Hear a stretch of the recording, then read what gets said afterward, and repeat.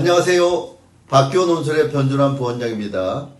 제가 진행하는 고3 소수반 그리고 고1, 2 논술 프로그램에 대해서 설명드리겠습니다. 고3 소수반은 일요일날 1시 30분부터 5시 30분까지 4시간 동안 수업이 진행됩니다.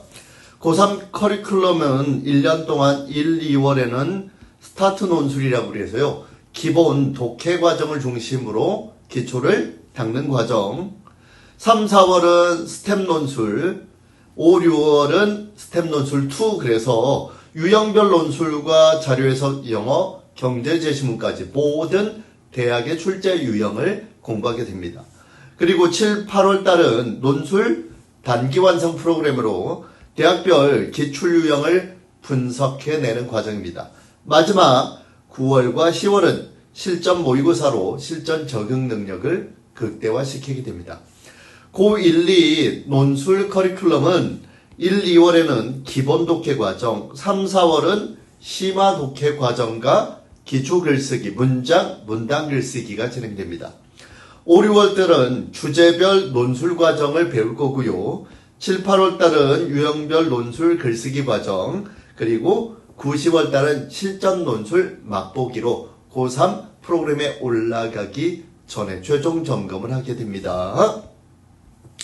자, 고1, 2 수업들은요, 기본적으로 화요일, 목요일, 금요일, 토요일 인원수에 따라 개설될 예정입니다. 물론 고3 소수반도 일요일을 제외한 화, 목, 금, 토에 개별 1대1 PT나 소수반으로 진행될 수 있습니다.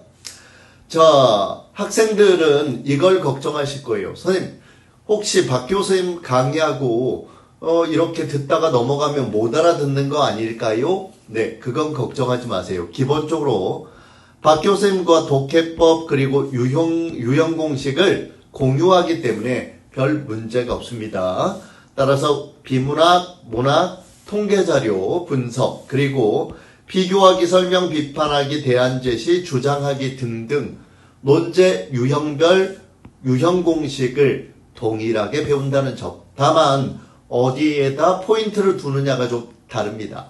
박교 선생님 같은 경우에는 주로 연세대, 고려대, 주요 상위권 대학에 초점을 맞춘다면 선생님은 그거보다 조금 학생들이 기초가 부족한 학생들, 논술 초심자들, 글쓰기가 두려운 학생들을 맡아서 지도할 예정입니다. 따라서 내가 논술의 초심자다.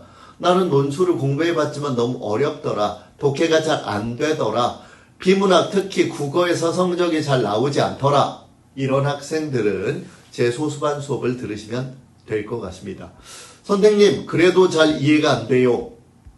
선생님 수업의 특징은 무엇인가요? 라고 묻는 학생들이 있어서 선생님 수업을 간단히 설명을 드릴게요. 네, 선생님 수업은 첫째, 논술의 기초 과정을 중심으로 나갈 예정입니다. 따라서 선생님은 다른 것보다 제시문 독해를 무척 중요시 하는데요.